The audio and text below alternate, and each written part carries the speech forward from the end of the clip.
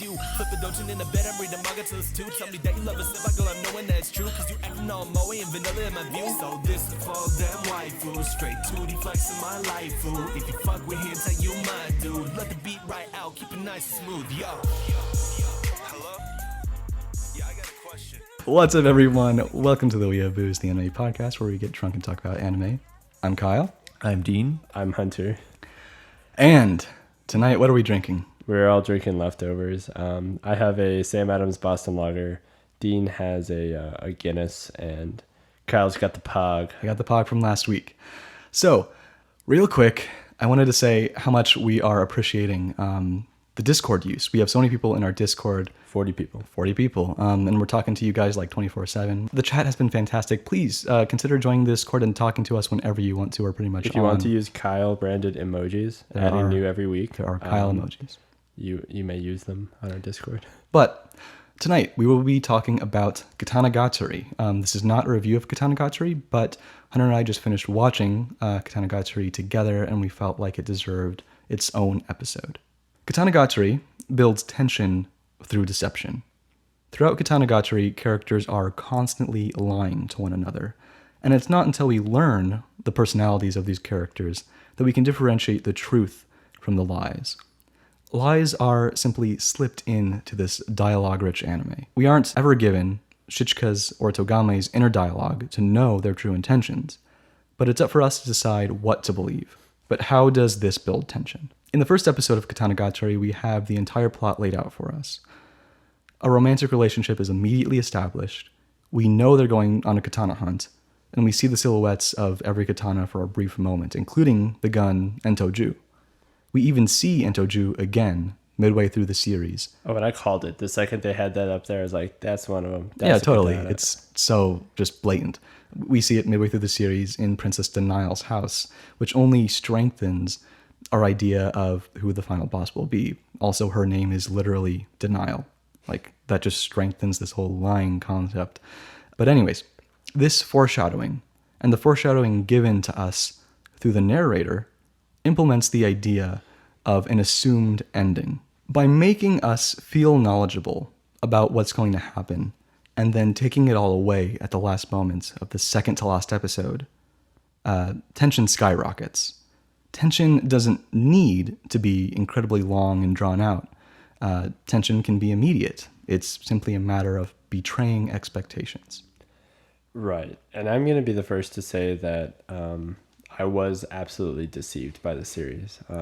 It took me for a ride for the first 11 episodes. I'm sitting here talking to Kyle like, dude, I'll finish it, but it's getting kind of like, hard to sit through. Right. For anyone who has kept up with our little banter, like really short discussion each week on it, you know that Hunter was kind of losing interest, or... Yeah, so it was starting, like, I started in, and I really liked it, because it was basically, I liked how all of the fights were done very strategically, and just like in real life, a sword fight can be over in a matter of seconds, as opposed to, like, clinging off each other and, like, lasting hours on end. So I thought it was really cool, and it was a cool change of pace. But as far as, like, every character's true intentions at the end, most of that like took me for a surprise. Definitely. Like I was really surprised to see how the characters truly were. Right. Now, Dean, I know it's been a lot longer for you. You probably haven't seen this since back in high school. Is that correct? Yeah, I believe so. But overall, do you have just a general opinion on the series? Oh, good vibes. Definitely. I do remember, definitely being deceived. Loving, again, the fights instead of 5 minutes of ting ting ting ting ting ting ting ting ting ting ting. And there's a place for that, don't get me wrong. No, yeah, there definitely is. There is. And just like the whole new concept, oh, I have no sword. Like Yeah. I am a sword. I am a sword. So yeah, and then of course, the ending definitely gets you. So. Well, yeah, let's maybe talk about that. Before we get any further into Katanagatari's mastery of tension and the feeling of satisfaction achieved by shattering its own formulaic structure, I'd like to discuss the impact of the biggest act of deception, which is Togame's true intentions. Absolutely. So if you haven't seen the series, you probably want to stop now. But I think we should just put like a big, hey, we're going to be talking about a lot of spoilers. Yeah, I assume you won't be listening to this if you haven't seen it. So, Togame's dying speech is the biggest turning point in the anime. It was so long. She says to Shichika, I mean, among many things, she says, I had fun because of you. I was happy because of you. I laughed, I smiled, I played because of you. Because of you, I believed I could change, but in the end, I couldn't change. Then Togame's eyes turn purple, and as we all know, when her eye turns purple, she begins to scheme. She then proceeds to tell Shichika that after she would have got her revenge on the Shogun, which was her plan all along, she intended to have Shichika killed. Now, there's no right answer, but I'm still surprised at how many people believe Togame was telling the truth, that she was truly going to murder Shichika. I think it's true that she planned to kill Shichika at the beginning of the series, but not after everything they've been through. Telling Shichika her plan was simply her way of forcing him to live on without her. That's my interpretation. Right. I think that, throughout the series, they became so romantically attached. Much to me getting annoyed at them, like, come on, you're literally sitting in a tub with a naked girl. What are you doing? Right. But, after seeing that relationship kind of blossom into what it was, the only way that he would want to continue living without her is if she turned on him in some way, right? If she just, pow, and she was like, bleh, just fell over. Yeah, and died, that's a good explanation. Then he would go on some suicidal mission to try to, redeem her or something. Then, I mean, that I understand that for it to go the way that it went, she would have to, make him hate her almost. Right. That might be too strong of a word, but that's I get what it. it is. Yeah. Dean, do you have any opinions on the final death scene, the kind of twist in a way? It was pretty long, but yes, it did exactly what Did they not talk forever? Yeah, it was. Jeez. It's not a bad thing. But no, yeah, it perfectly went into how she definitely, I would say, lied to him to make him be okay with her death. And really, I like that interpretation. It took me a while to really process what that was. I mean, because it's lengthy. It's a lot to take in. Yeah, it's a lot of just a lot of information real quick, and then I know that was somewhat of a side tangent, and we won't be focusing too much on other direct opinions on the ending, but I just love hearing people's opinions on that scene in particular. It's so much more than a death scene. It's this long reveal of emotions and intentions that's so incredibly mournful and beautiful, in my opinion. But I'd like to continue where I left off. I mentioned that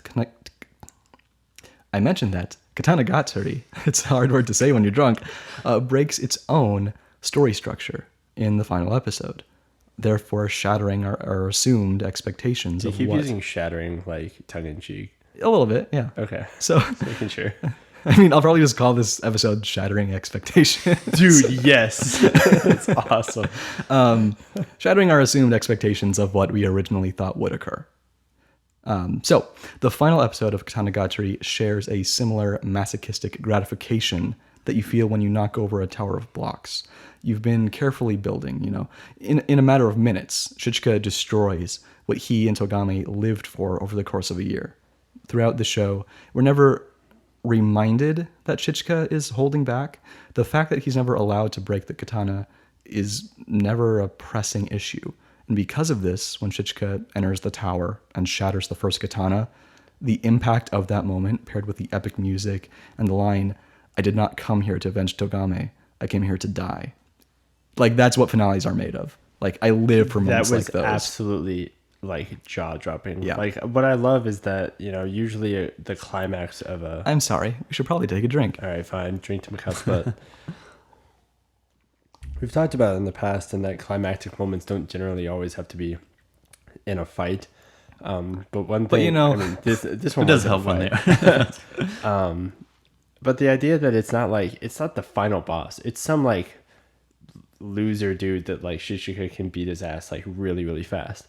But the fact that this is where he has a shift in which the rules no longer apply, it's a really defining moment, and you get to like see it. It's just like a power up or Super Saiyan kind of thing where you get to see him not hold back anymore.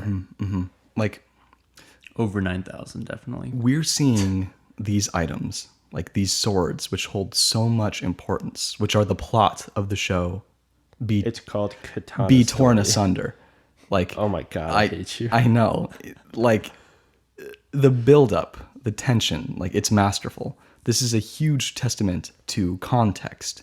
And this may be another episode, but so many people advocate skipping episodes or entire seasons to, quote unquote, get to the good part. But those parts are only good because of the journey and the context behind it. Okay, I'm gonna have to stop you there. Uh-oh. So there are. Are you going to fight? Because that. Is this like the crux of your argument? No, Is it's that just something I. The journey is more important than the the destination. Yes. Okay, so generally, I'm going to believe stuff like that. Like, obviously, you can find like loopholes where it's like, oh, but I didn't enjoy being on the plane. I enjoyed being at my destination. But like, the idea that the journey without the destination is really the joy of it is, I think, a misnomer. I don't think that that's true. I think that at least for Katanagatari, the destination is what made the journey like worth it in a way. So without, like, obviously if that moment happened and you didn't have this journey, it wouldn't be climactic. But if you never even had that moment and you just had the journey and that was it, like I would have hated it. I get what you're saying in context to Katanagatari. I feel like maybe for you personally, your justification makes sense. For other series, though, where the purpose is entirely the journey, maybe something that's more atmospheric. Yeah, I mean, I hear that a lot, that the journey is more important than the destination. But I do believe that in most, situations, the destination is what, like, almost paradoxically makes the journey worth it, because once you hit the destination, you know that the journey's come to an end, and then you can look at the journey as it was. Because if you never hit your destination, the journey just simply continues. Right, and true, yes. So that's where I stand on it. It's like, you can't have, you can't say that the journey was better if you never even hit a destination. And in that way, the destination becomes very important. Sure.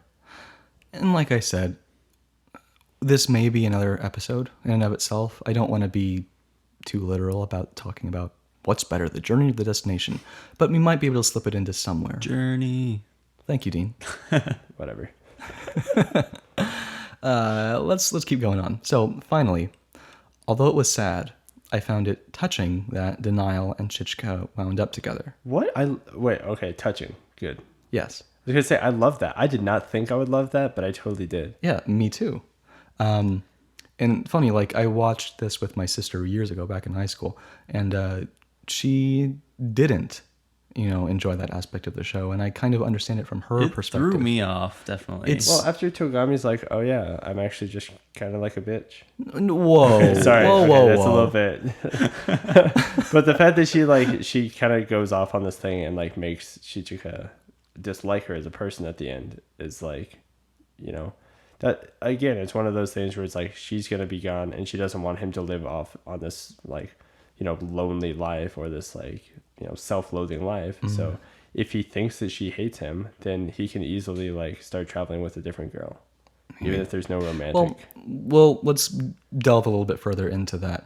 The theme of partnership between swordsman and sword was shown through both Shichika and Togame and Emonzaimon and Denial. Their relationship always mirrored one another. And although the anime had a clear message that Shichika was at his strongest when he had nothing to lose, it's almost a little ironic that he chose to presumably be with someone in the end. That, along with the fact that he was left with a scar on his eye that resembled Togame's eye, represented how much of an everlasting effect she had on his entire life. But the relationship between him and Denial seems to be a lot different than him and Togame. So I don't think that she would hold him back nearly in the same regard that Togame would have. That's very true, but I feel like they both realized, Shichika and Denial realized that partnership between a sword and a swordsman, like they can't really live without one another. Without the other, yeah. Which is just, I mean, saying it just sounds so beautiful. Like I really love that about the series. And right, because Denial loses her sword, and Shichika loses his swordswoman, swords people. Yeah. So that's really about it.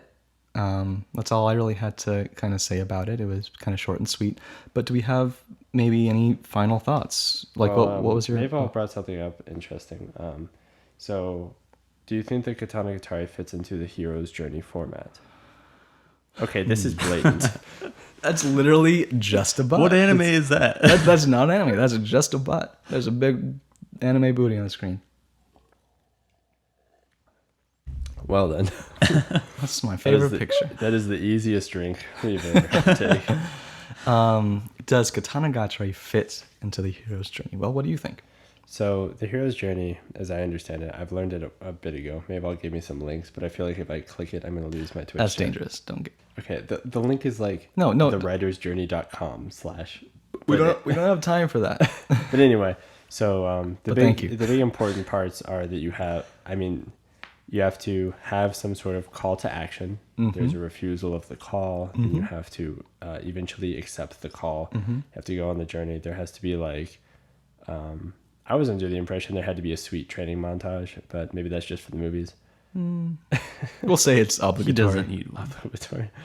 Then you have, at some point there has to be like wisdom from a sage, which is like literal, literally happened.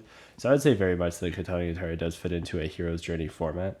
As tropey as it is, there's a reason it's such a popular storytelling format, or like formula almost. I feel like it starts off like episode 1 is very clear hero's journey format, and from then on out it just kind of becomes its own thing, because it deviates definitely by the end, but throughout the very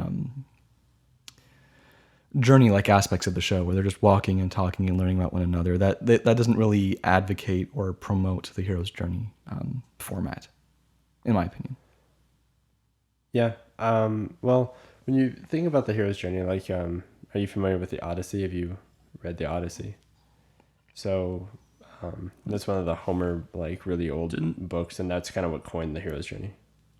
This is yes, you did. Didn't we read it together, like in the same high school class? I sure don't remember. You're supposed to have read the Odyssey. Yeah, you read it. But, okay, get out of here. But like, so literally in this book, he's like, on a boat, and he has to travel to all these different things. He has to like travel to an island and fight a cyclops. And that's I read the Odyssey. Yeah, and he has to travel come to on. like this place with sirens. Yeah, and yeah. I love the Odyssey. So I say it's classic. very much the hero's journey, because he's like, going to a place and here's a new challenge, and then going to a new place and here's a new challenge, and then going. So it's Zelda. I think it's Zelda. Yep, it's Zelda's journey. That's what it actually is. All right, perfect. Drunk Kyle's the best. Replace Homer with Zelda. Well, Dean, final thoughts on Katanagatari? Just overall. Oh, I kind of already asked you. Definitely, yeah. Give it a watch for sure. Even though, I mean, it has the action, although it's spread in between. Very dialogue heavy. And yeah, it definitely has its dialogue parts, but it's worth it. Give it a try. I mean, we've been watching a lot of Nisi-Osin. What was that word? Nisi-Osin? The writer, this guy, it's no coincidence that Katanagatari and Kizumonogatari, Bakemonogatari sound similar. It's the same guy. Oh. I thought guitar actually just didn't meant know that stories. myself. It does. But he likes to name things similarly. Okay. Huh. So You in the learned same something respect, would you say that Togame's life fits into the hero's journey? Mine is no, because she had basically she has And I hesitate to call it a trope because it's like really sad, but it's like she has a horrible, traumatic experience happen to her at a young age. Katanagatari is a revenge story. It's a revenge story. That's all characters except for maybe Shichika wants revenge. And that's not until the end where Shichika finally wants revenge on essentially Togame's death, her murder. Right. So I would say that Togame's life does not fit into a typical hero's journey, but she kind of follows that archetype of some wronged at a very early age. You even see like her hair turn white, which I think is really cool.